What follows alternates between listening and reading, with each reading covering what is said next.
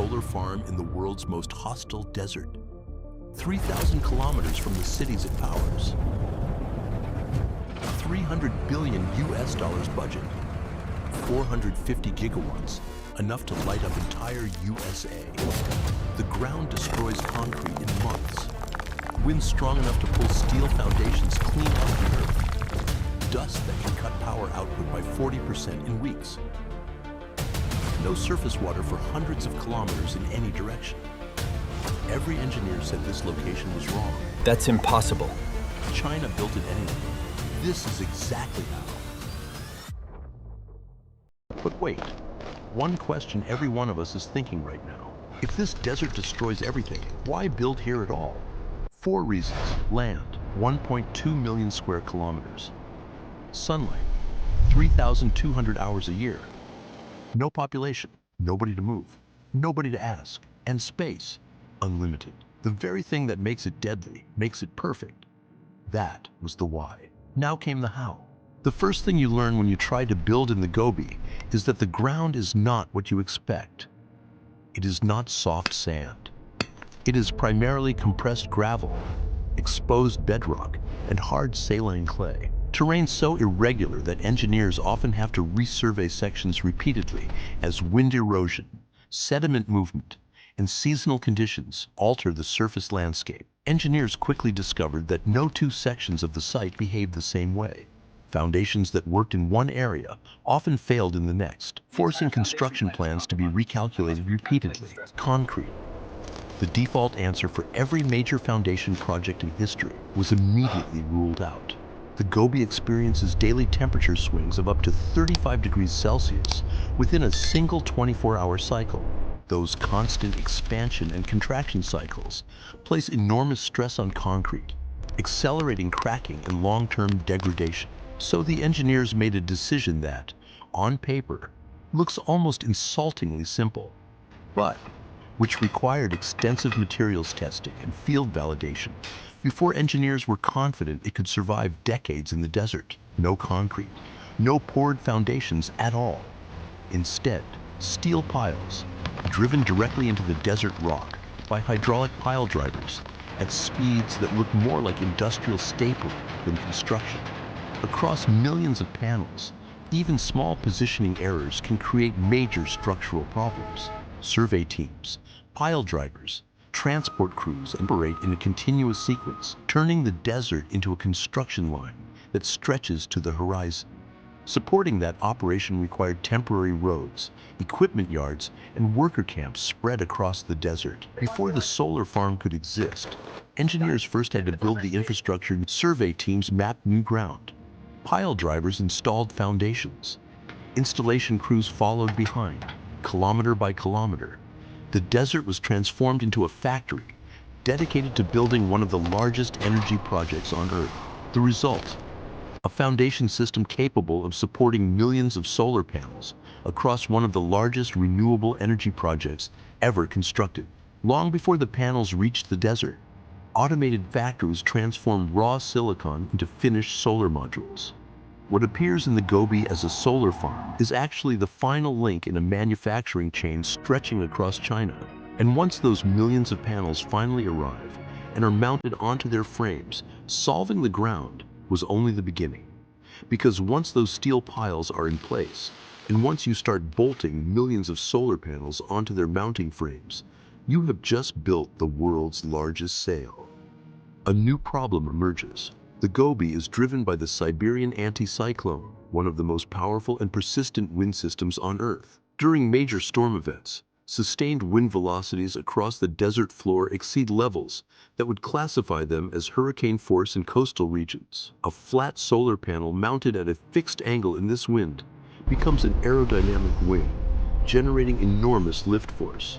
At scale, that lift can pull the steel piles clean out of the ground, not bend them, not damage them, pull them out. Early engineering studies showed that fixed-angle arrays would struggle to survive the Gobi's strongest storms. At this scale, the wind could generate enough force to threaten the structural integrity of entire sections of the farm. The solution required rethinking what a solar panel actually is, not as a fixed energy collector, but as a moving machine.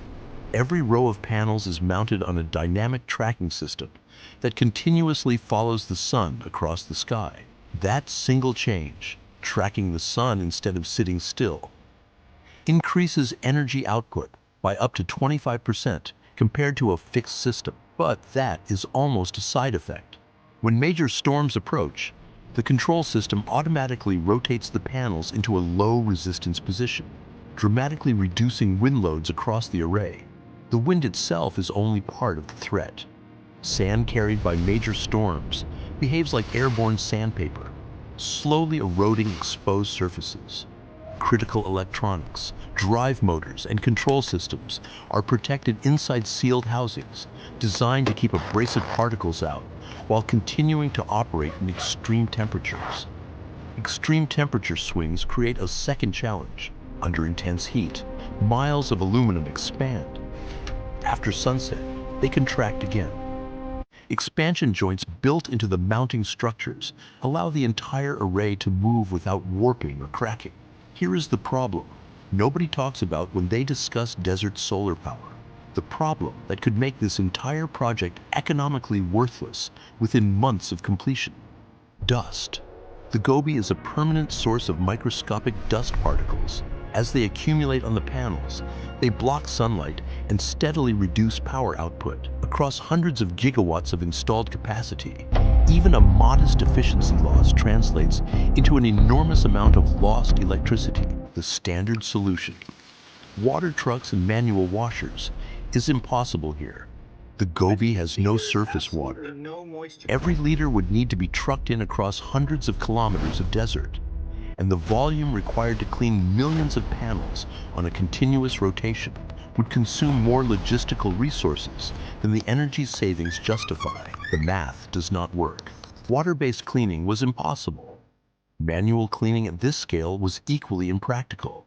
Without an automated solution, dust accumulation would steadily erode the farm's economic viability.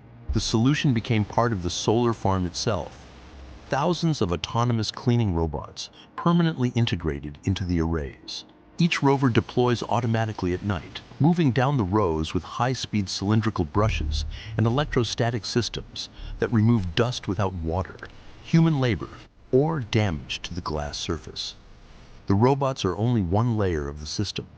Drones scan the arrays for faults, while AI monitoring software watches performance in real time, flagging problems before they spread. But all of this engineering, the steel piles, the tracking systems, the cleaning robots, solves only one problem: keeping the panels alive during the day. The moment the sun sets over the Gobi, every photovoltaic panel goes dark, and a power grid that turns off every night cannot replace a coal plant. This is where solar power faces its biggest test: producing electricity after sunset. Alongside the blue photovoltaic fields, sections of the desert contained a completely different type of solar installation. Towers surrounded by tens of thousands of large mirrors called heliostats. These mirrors track the sun and reflect its energy onto a receiver at the top of the tower, concentrating sunlight so intensely that the focal point reaches over 560 degrees Celsius. That heat is transferred to molten salt, a specialized industrial fluid capable of storing enormous amounts of thermal energy for hours without significant loss. The molten salt effectively becomes a thermal battery, storing energy as heat instead of electricity. When the sun sets, the stored heat inside massive insulated salt tanks is used to generate steam. That steam drives a conventional turbine, producing electricity long after the photovoltaic panels have stopped generating power. The solar plant keeps running in the dark, not through batteries, but through heat stored in liquid salt. In some facilities, stored heat keeps electricity flowing for hours after sunset, extending solar power beyond daylight itself. Not every installation in the Gobi uses molten salt storage, but where it is deployed, it solves one of solar power's greatest weaknesses: generating electricity long after the sun has disappeared below the horizon. But one of the most remarkable outcomes of the project was something no engineer had set out to build. Then, something unexpected happened. Millions of solar panels created a vast artificial canopy over the desert floor. The shade reduces evaporation, while the mounting structures slow the winds that drive erosion. Over time, moisture retention improved, and vegetation began to return beneath the arrays. In some areas, restoration programs accelerated the process through controlled irrigation and native planting. Today, livestock graze beneath panels that generate electricity above, a rare example of energy production and ecological recovery happening on the same land. Even after solving the ground, the wind, the dust, and the darkness, one obstacle remained. One that makes everything else look straightforward by comparison. The Gobi Desert is thousands of kilometers from the cities that need this power. Before that electricity can travel across China, it passes through a network of inverter stations, substations, and transmission facilities spread across the desert. Massive transmission corridors stretch out from the desert, carried by giant steel towers that march across mountains, valleys, and entire provinces. China's solution is the ultra-high voltage direct current transmission grid, UHVDC, currently the most advanced long-distance power transmission system ever built. By boosting voltage to levels previously considered impossible to manage safely, up to 1.1 million volts, the system forces electrical resistance to near negligible levels. The Gobi's power travels thousands of kilometers across mountains and provinces and arrives at coastal cities, having lost less than 5% of its total energy. Without UHVDC, the Gobi's power would never reach the cities it was built to serve. For the engineers involved, the hardest challenge was not any single machine or component. It was integrating thousands of technologies across one of the harshest environments on Earth and making them function as a single coordinated system. What began as an engineering challenge in one of the harshest environments on Earth has already grown into more than 200 gigawatts of installed capacity, autonomous robotic systems maintaining millions of panels without human intervention, molten salt storing heat through the desert night, a recovering ecosystem where there was only sand, ultra-high voltage lines carrying clean power across the length of a continent. From the ground, the scale is difficult to comprehend. Rows of panels stretch beyond the horizon in every direction. From the air, the project no longer looks like a solar farm. It looks like an artificial landscape engineered to harvest sunlight on an industrial scale, one of the largest energy machines humanity has ever built. This is not a collection of solar panels on a desert floor. It is a complete reimagining of what infrastructure can do, not just generating power, but rebuilding the land it stands on, reclaiming terrain that was considered permanently lost, and transmitting the result across distances that were, until recently, physically impossible. The Gobi is still hostile. The wind still comes. The dust still settles. The temperature still swings by more than 30 degrees in a single day. The desert never changed. The engineering did. And now one of the harshest places on Earth is helping power one of the largest energy systems humanity has ever built.